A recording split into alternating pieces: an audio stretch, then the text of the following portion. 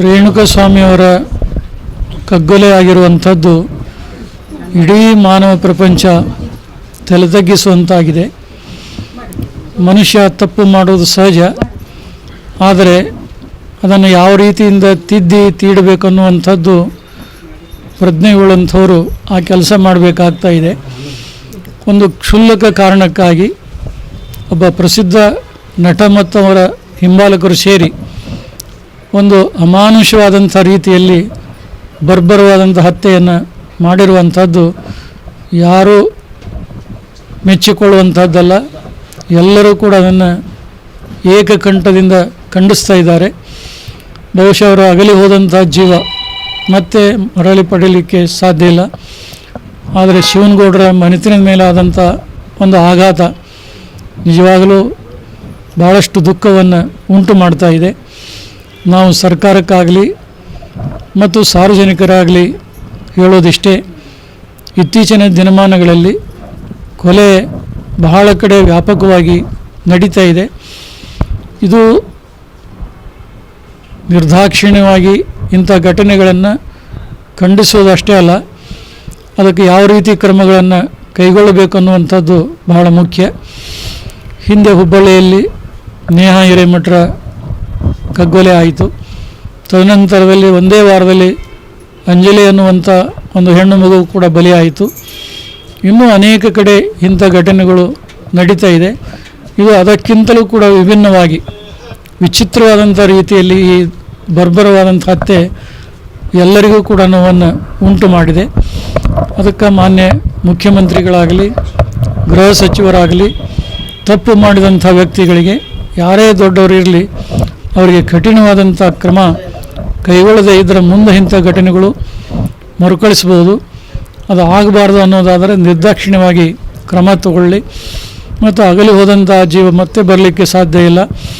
ಈ ಶಿವನಗೌಡರ ಮನೆತನಕ್ಕೆ ಆ ರೇಣುಕಾಸ್ವಾಮಿ ಆಧಾರವಾಗಿದ್ದ ದುಡಿಯುವಂಥ ವ್ಯಕ್ತಿನ ಇವತ್ತು ಅಗಲಿ ಹೋದಾಗ ಅವರ ಮನೆತನಕ್ಕೆ ಭಾಳಷ್ಟು ನಷ್ಟ ಉಂಟಾಗಿದೆ. ಇಂಥ ಸಂದರ್ಭದಲ್ಲಿ ಕರ್ನಾಟಕ ಸರ್ಕಾರ ಒಂದು ಹೆಚ್ಚಿನ ರೀತಿಯಲ್ಲಿ ಆರ್ಥಿಕವಾಗಿ ಅವರಿಗೆ ಸಹಾಯವನ್ನು ಮಾಡಬೇಕು ಮತ್ತು ಅವರ ಧರ್ಮಪತ್ನಿಯವರಿಗೆ ಸರ್ಕಾರಿ ಒಂದು ಉದ್ಯೋಗವನ್ನು ದೊರಕಿಸಿಕೊಟ್ಟರೆ ಆ ನೋವನ್ನು ಸ್ವಲ್ಪ ಮಟ್ಟಿಗೆ ಅವರು ಮರೀಲಿಕ್ಕೆ ಸಾಧ್ಯವಾದೀತು ಅನ್ನುವಂಥ ಒಂದು ಆಶಾದಾಯಕ ಭಾವನೆ ಇದೆ. ಇಷ್ಟರೊಳಗಾಗಿ ಮುಖ್ಯಮಂತ್ರಿಗಳಾಗಲಿ ಗೃಹ ಸಚಿವರಾಗಲಿ ಮನೆಗೆ ಭೇಟಿ ಕೊಟ್ಟು ಆ ದುಃಖ ತಪ್ತರ ಅಳಲನ್ನು ಕೇಳ್ಬೋದಾಗಿತ್ತು. ಆದರೆ ಇನ್ನೂವರೆಗೆ ಅವರು ಬಂದಿಲ್ಲ. ಬಹುಶಃ ಮುಂದಿನ ದಿನಗಳಲ್ಲಾದರೂ ಕೂಡ ಸ್ವತಃ ಇಲ್ಲಿ ಭೇಟಿ ಕೊಟ್ಟು ಆ ನೋವನ್ನು ಅಳಲನ್ನು ಕೇಳಿ ಯೋಗ್ಯವಾದಂಥ ಸರ್ಕಾರದ ಪರಿಹಾರಧನ ಮತ್ತು ಅವರ ಮನೆಯವರಿಗೆ ಒಂದು ಸರ್ಕಾರಿ ಉದ್ಯೋಗವನ್ನು ದೊರಕಿಸಿ ಕೊಡಬೇಕು ಅಂತೇಳಿ ಮತ್ತೊಮ್ಮೆ ನಾವು ಆಗ್ರಹವನ್ನು ಮಾಡ್ತಾ ಇದ್ದೇವೆ.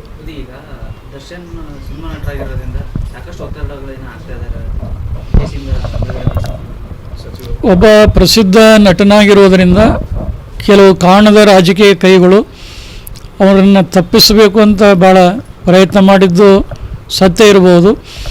ಆದರೆ ಒಂದು ನಾವು ಮೆಚ್ಚುಗೆಯನ್ನು ವ್ಯಕ್ತಪಡಿಸಬೇಕಾದದ್ದು ಪೊಲೀಸ್ ಇಲಾಖೆಯ ಅಧಿಕಾರಿಗಳು.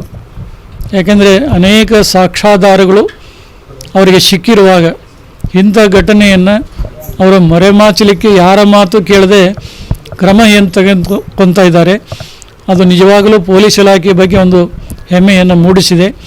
ಇಂಥ ಸಮಾಜಘಾತಕ ಶಕ್ತಿಗಳನ್ನು ಉದಾಸೀನ ಮಾಡಿದ್ದಾದರೆ ಮತ್ತೆ ಮರುಕಳಿಸ್ಬೋದು. ಅದಕ್ಕೆ ಆ ಪೊಲೀಸ್ ಇಲಾಖೆಯವರೊಂದು ದಕ್ಷತೆಯನ್ನು ನಾವು ಎಲ್ಲರೂ ಮೆಚ್ಚಿಕೊಳ್ಬೇಕಾಗಿದೆ. ಈಗಾಗಲೇ ಒಂದು ಸರಿಯಾದಂಥ ವ್ಯವಸ್ಥೆಯಲ್ಲಿ ಅದು ಮುಂದುವರಿತಾ ಇದೆ. ಅದರಲ್ಲಿ ರಾಜ್ಯ ಸರ್ಕಾರ ಯಾವುದೇ ಹಸ್ತಕ್ಷೇಪವನ್ನು ಮಾಡದೆ ಏನು ಅನ್ಯಾಯಕ್ಕೊಳಗಾದಂಥ ಮನೆತನಕ್ಕೆ ಒಳ್ಳೆಯದಾಗುವಂತೆ ಮಾಡಬೇಕು. ತಪ್ಪು ಮಾಡಿದಂಥವರು ಯಾರೇ ಇರಲಿ ಅವ್ರಿಗೇನು ಕಠಿಣ ಶಿಕ್ಷೆ ಕೊಡಬೇಕು ಆ ಶಿಕ್ಷೆಯನ್ನು ಕೊಡಬೇಕು ಅಂತ ಮತ್ತೊಮ್ಮೆ ನಾವು ಆಗ್ರಹ ಮಾಡ್ತಾ ಇದ್ದೇವೆ. ಕನ್ನಡಿಗರ ಮೆಚ್ಚಿನ ನಿಮ್ಮ ನ್ಯೂಸ್ 18 ಕನ್ನಡ ಈಗ ವಾಟ್ಸ್ಆಪ್ನಲ್ಲಿಯೂ ಲಭ್ಯ.